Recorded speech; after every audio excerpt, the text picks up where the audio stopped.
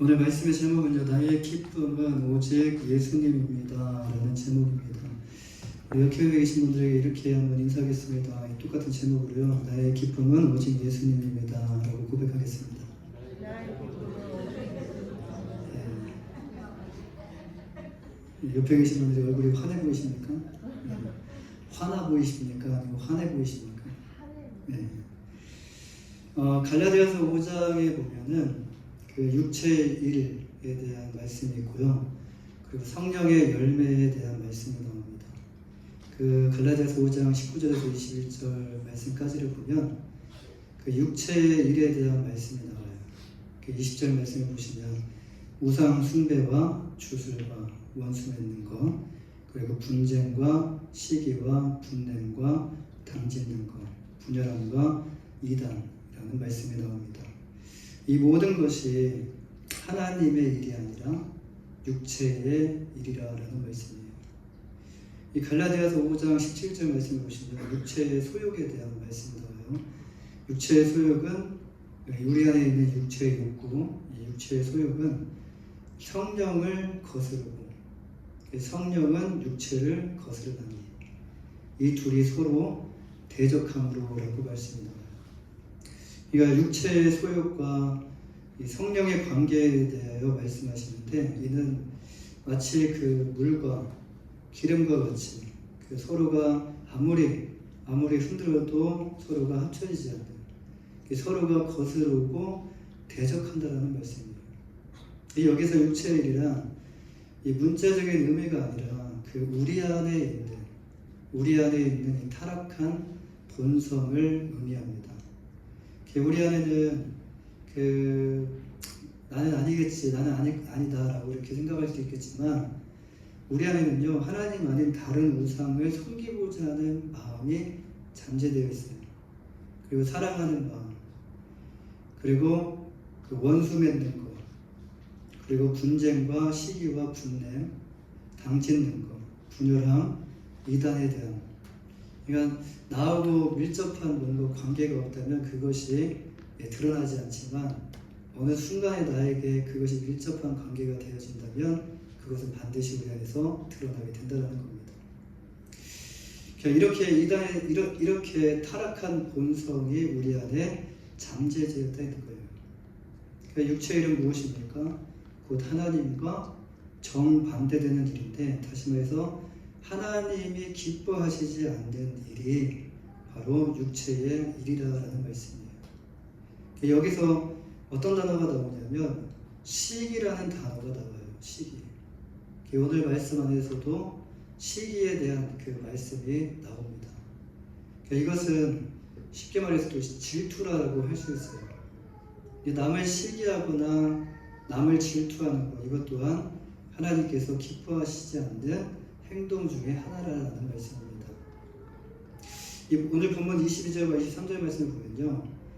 이 침례를 베푸는 장면이 나오는데 22절에서는 예수님이 직접 침례를 베푸신 것이 아니라 예수님의 제자들이 침례를 베푼 그 내용인데 여기에는 그것이 생략되어 있습니다. 예수님께서 제자들과 함께 침례를 베푸시는 내용이 나오고 바로 그 다음 23절에는 이제 또 침례 요한도 그 사람들에게 침례를 베푸는 이런 내용이 등장합니다. 예수님과 니고데모와의 대화를 마치신 후에 바로 이 내용을 기록을 했는데 이 요한이 어떤 의도를 가지고 이 내용을 기록했을 거 아닙니까? 요한이 무엇을 말하기 위해서 이 글을 먼저 기록한 것일까요? 예수님의 침례 그리고 침례 요한의 침례에 대해서 언급한 이유가 무엇일까? 예수님이 베푸시는 침례, 요한이 베푸는 침례 지금 원래는 예수님께서 등장하시기 전까지는 침례 요한이 한 사람이 이제 침례를 베풀었어요. 그런데 지금은 이제 침례를 베푸는 사람이 한 사람이 아니라 두 사람이 되었다는 거예요. 어떻게 보면 경쟁 구도가 되는 거죠. 그런데 예수님은 누구에게 침례를 받으셨냐면 살펴보시면 다른 어떤 사람에게 침례를 받고 오신 것이 아니라 침례 요한에게 침례를 받으셨다는 거예요. 예수님이 침례 요한과 함께 침례를 베풀고 있다면 예수님의 침례 요한과 따로 이렇게 침례를 풀지 않고 예수님과 함께 하나된 마음으로 침례를 베풀고 있다면 이게 문제가 되지 않을 수 있는데, 예수님이 자신의 제자들과 뭔가 허락도 없이 그 침례 요한에게 뭔가 이렇게 허락을 받고 허락도 없이 자신의 제자들과 다른 곳에서 사람들에게 침례를 베풀고 있었다는 겁니다. 이제 그 다음 구절인 24절 말씀을 보면요, 요한의 제자들과 유대인들의 정결 예식에 대한 논쟁이 나와요. 어떤 논쟁이냐, 정결 예식에 대한 논쟁을 유대인들과 이렇게 하게 되는데, 여기서 정결 예식이란 그 구약 시대의 율법에 따르면요, 유대인들이 죄를 범하면 이 동물을 죽여서 이제 속죄제를 드리잖아요. 이 속죄제를 드리고 난 다음에 행하는 예식이 있어요. 물로 그 목욕을 한다거나 아니면 물을 뿌려가지고 이것을 깨끗하게 하는 그런 정결 예식이 행하도록 되어 있었습니다.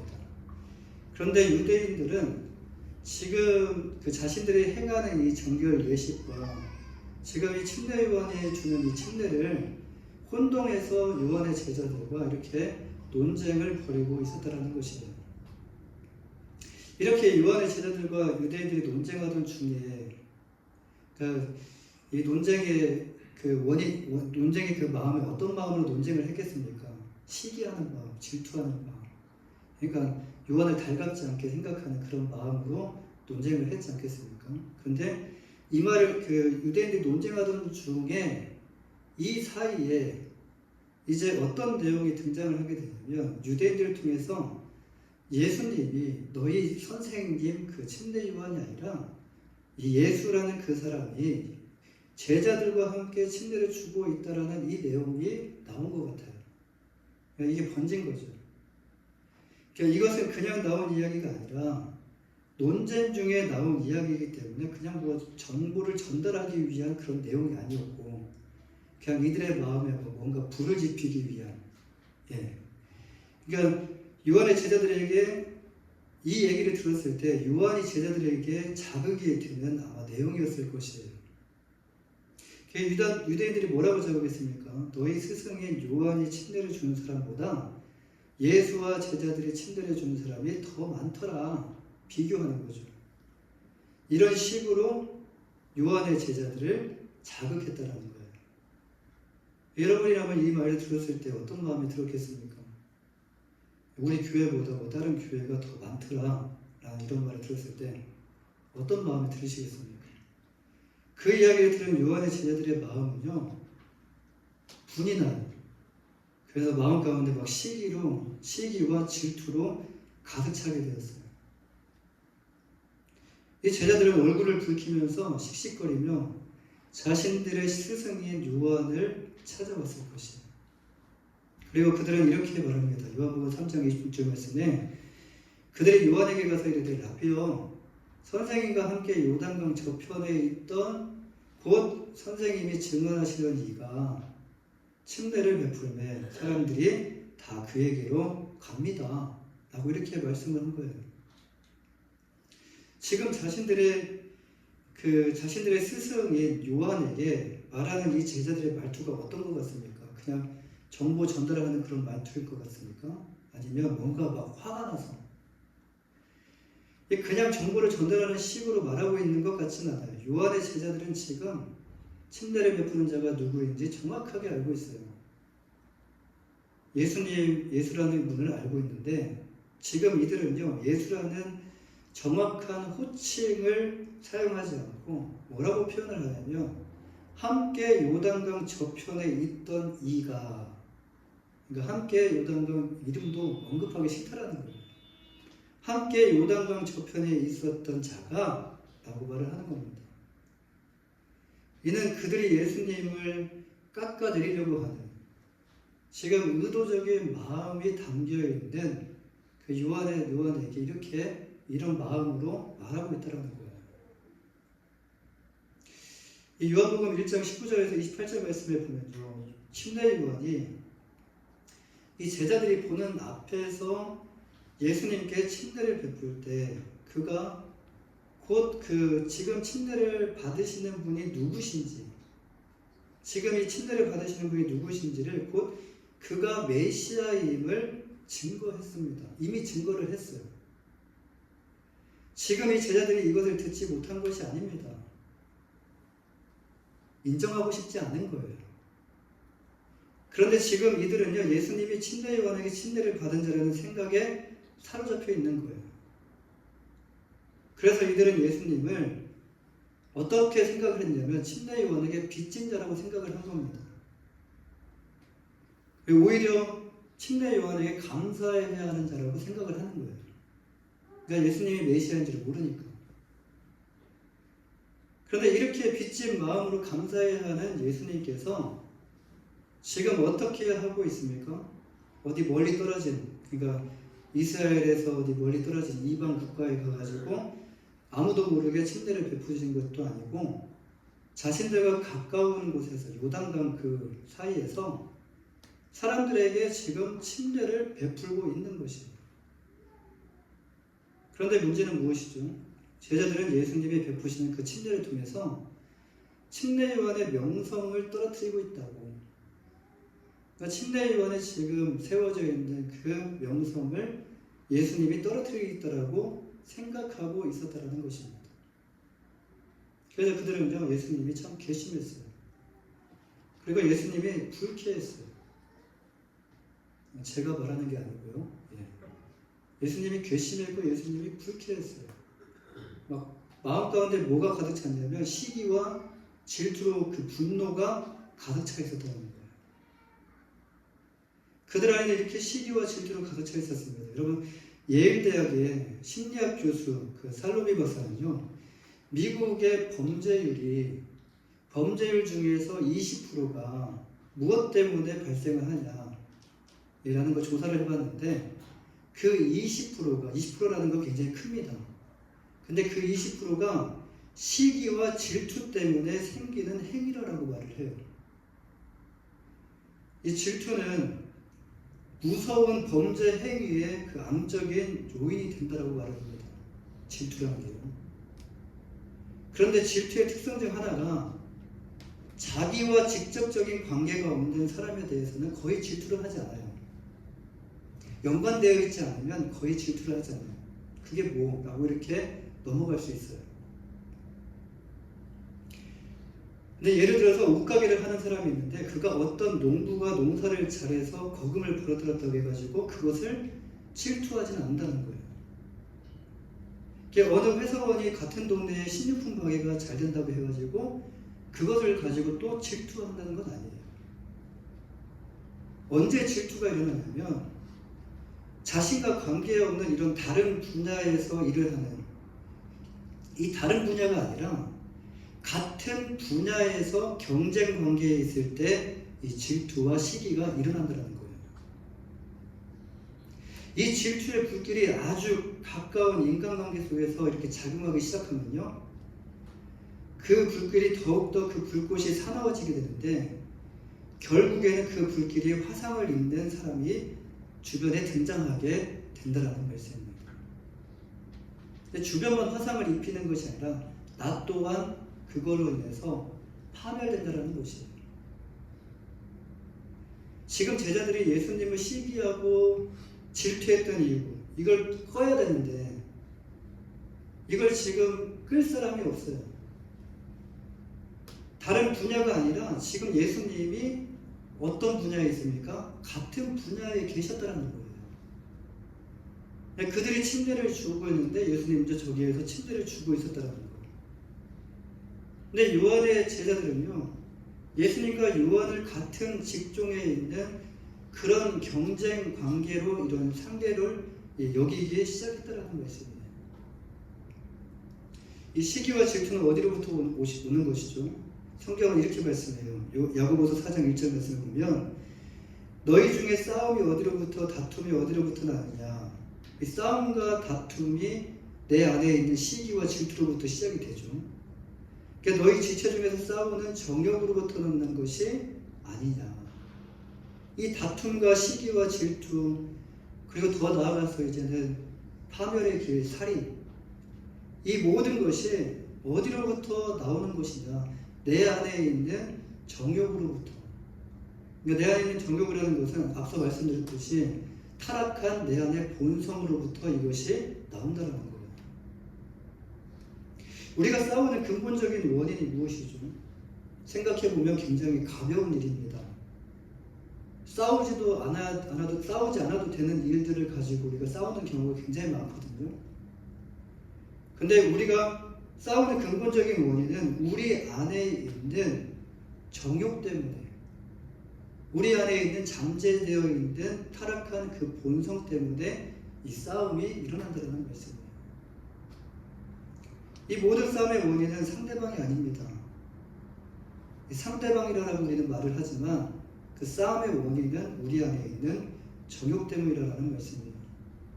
정욕은 무엇이죠? 정욕이라는 단어는요, 헬라어로 헤돈이라는 단어예요. 이 단어는 중립적인 단어입니다. 그러니까 어느 것에 치우친 단어가 아니라 중립적인 단어인데, 중립적이라는 것은 이 단어가 좋은 단어가 될 수도 있고 이 단어가 나쁜 단어가 될 수도 있다는 거예요. 우리가 삶 속에서 여가를 즐기고 싶은 마음, 성공하고 싶은 이런 욕구, 이것은 절대로 나쁜 것이 아니라는 거예요. 또한 재능을 발휘하고 싶거나 음식을 먹고 싶은 욕구도 나쁜 것이 아니에요. 그러나 이러한 욕구가 우리 안에 있는 죄성, 타락한 본성이, 이 타락한 본성이 지니고 있는 잘못된 이 욕심과 결합하게 되면 그때부터 이게 이제 문제가 발생하기 시작한다는 거예요. 우리 안에 있는 즐거움에 대한 욕구와 욕심과 결합되어지게 되면요, 그때부터 큰 문제, 이 불길처럼 큰 문제가 발생하게 된다는 말씀입니다. 우리가 왜 싸우죠? 욕심을 내어도, 성경 말씀대로 욕심을 내어도 얻지 못하고 시기하여도 얻지 못하기 때문에 싸우는 거예요.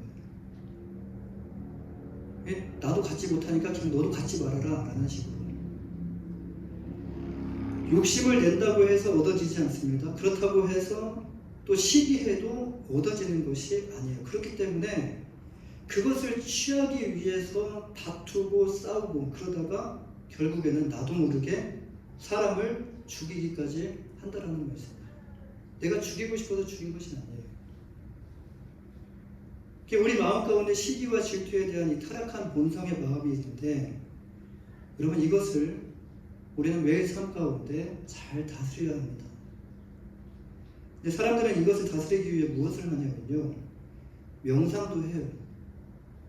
복잡한 마음을 막 정리하고 없애기 위해서 명상도 하고 요가도 하고 생각을 비우면서 돌을 닦으면서 이 마음을 다스리기 위해 많은 노력을 합니다.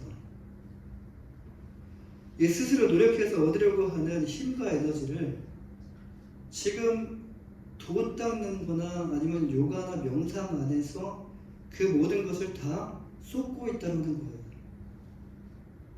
그런데 그렇게 한다고 해서 다스려지는 것이 아니라는 거예요. 잠시 기분은 좋아질 수 있어요. 그때 잠시.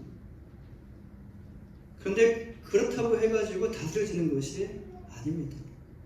가장 중요한 것이 마음을 다스리는 것인데, 이 마음을 다스리지 못해서 말과 행동으로 인해서 망치는 경우가 굉장히 많잖아요. 근데 가장 중요한 것이 내 마음을 다스리는 것인데, 그렇게 해서 다스려지면 얼마나 좋겠습니까? 그러면 다 가죠. 그렇게 해서 다스려졌다면 우리는 많은 일들을 우리 삶 가운데서 이루어져야 될 많은 일들이 있죠. 그런데 이 일들을 망치지 않고 만약에 이 마음을 다스릴 수 있었다면 성공으로, 계속적인 성공으로 이뤄냈을 것입니다. 이것을 다스릴 수 있는 능력을 주셨는데 그 능력이 세상에 있는 것이 아니라 바로 그 능력이요, 예수 그리스도의 능력이라는 말씀이에요. 이 구약에 보면요, 시기와 질투에 대한 마음을 다스리지 못해서 망한 자에 대한 내용이 나와요. 우리가 잘 알고 있는 구약의 첫 페이지, 누가 나오죠? 가인과 아벨이 나오죠. 인류 최초의 살인자, 인류 최초의 살인사건이 바로 누구를 통해서 일어났냐면 가인을 통해서 살인사건이 일어났어요. 이 가인의 살인사건은요, 질투와 시기로 인한 분노가 일어나서 행해졌던 사건이에요. 이 가인이 시기와 질투로 인한 분노로 사로잡히게 된 이유가 무엇입니까? 아벨과 예배를 같이 드렸거든요.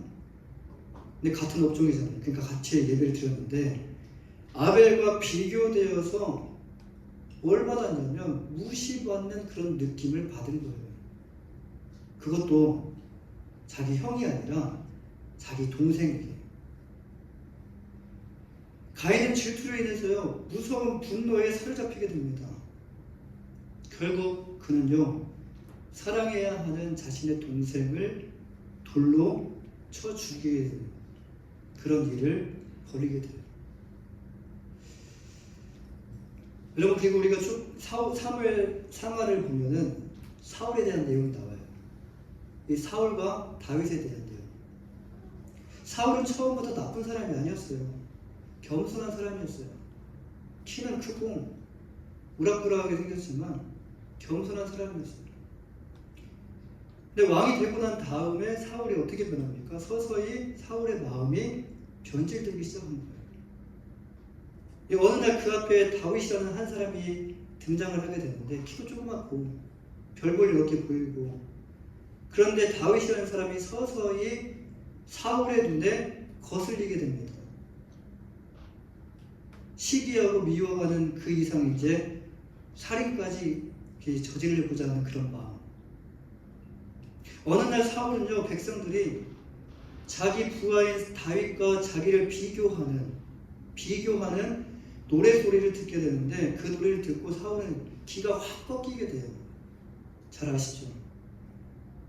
어떤 노래입니까? 사무엘상 18장 7절 말씀에 여인들이 뛰놀며 창화하여 가로되 노래를 합니다. 사울이 죽인 자 무엇인지를 알았다는 거예요. 자신에게 주신 사명에 집중했다라는 거예요. 비교하는 것이 아니라 자신이 받은 하나님께 주신 그 사명이 무엇인지를 알고 그 사명에 집중했다라는 거예요. 그의 사명이 무엇이죠? 요한복음 1장 23절에서 그는 자신의 사명에 대해서 이렇게 말합니다. 주의 길을 곧게 하라고 광야에서 외치는 자의 소리로다. 그렇습니다. 그는 외치는 자의 소리였어요. 그는 오실 메시아의 길을 예비하는 자였어요. 지금 한참 잘 되고 있는 때입니다.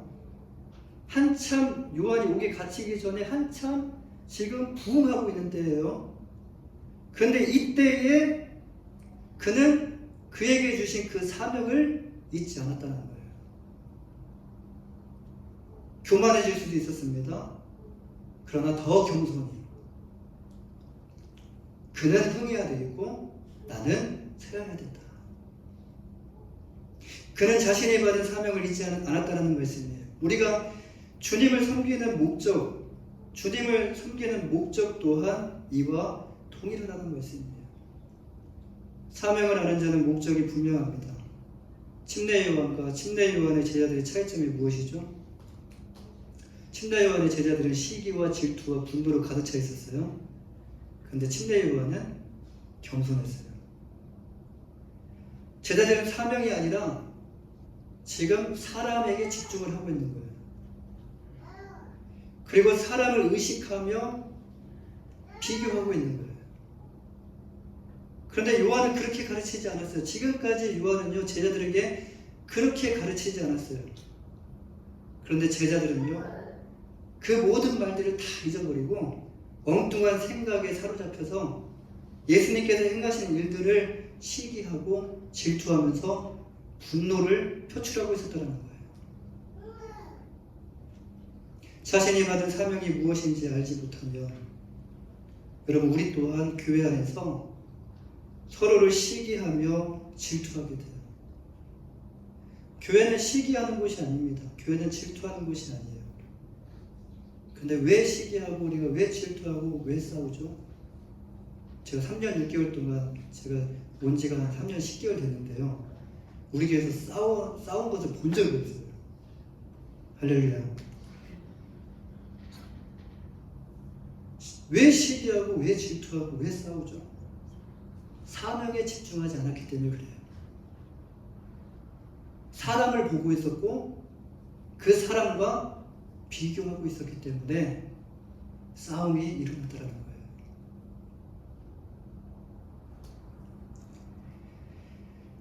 자신이 받은 사명이 무엇인지 알지 못하면요, 여러분, 우리 또한 교회 안에서 서로를 시기하며 질투하게 돼요. 우리 그리스도인들의 기쁨이 무엇입니까? 우리 그리스도인들의 기쁨은요, 오직 예수 그리스도입니다. 할렐루야. 우리의 기쁨은 오직 예수 그리스도예요. 예수님의 기쁨이 곧 우리의 기쁨이고요. 이것이 바로 하나님께서 그리스도의 몸된 교회로 부르신 우리의 사명이에요. 성령으로 하나 되게 하신 것을 힘써 우리는 지켜야 돼요. 무엇으로요? 사랑으로.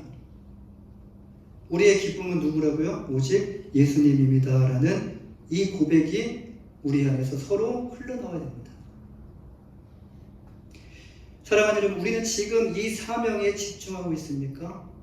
아니면 사람에 집중해서 사람을 의식하며 시기와 질투, 사람에게 원망과 불평을 하고 있습니까? 교회 오시는 것이 기쁨이 됩니까? 아니면 교회 가는 것이 교회만 생각하는 막 짜증이 나고 교회만 생각하는 막 누군가를 생각할 때 막 미움이 생기고 막 시기하고 가기 싫은데 막 억지로 그렇게 오십니까? 웃으시는 분들은 조심하셔야 돼요. 사람이 얼마나 많고 적음이 중요한 것이 아니에요. 우리는 하나님을 예배하는 예배자예요. 지금 우리 모두가 함께 이렇게 모여서 예배 드리지만 앞에서 세션들이 이렇게 찬양을 하잖아요. 이들도 찬양하는 거예요. 우리는 이들이 잘하고 못하고 왜 판단하는 것이 아니라 우리는 함께 동참하는 거예요. 뭘로써요? 예배자로. 하나님을 예배하는 예배자로 함께 동참하셔야 돼요. 우리의 기쁨은 우리가 아니라 우리의 기쁨은 오직 하나님이시다. 그분만을 위해서 우리가 존재한다는 것. 우리가 서로 함께 고백해야 하는 것은요, 우리에게 주신 사명을 통해서 교회 사역을 진행할 때 우리는 서로 그리스도는 흥해야 하고 우리는 쇠해야 한다라고 고백하셔야 돼요. 할렐루야. 우리는 신랑 되신 그리스도를 기쁘시게 하는 들러리입니다 라고 고백하셔야 돼요. 이거 기분 나쁘게 생각하시면 마음 가운데 기도 많이 하셔야 돼요. 나는 들러리입니다. 이 고백을 공동참에서 서로 함께 나눠야 될 줄 믿습니다. 오직 예수님만이 우리 교회의 기쁨이 되기를 주님의 이름으로 간절히 축원합니다. 기도하겠습니다.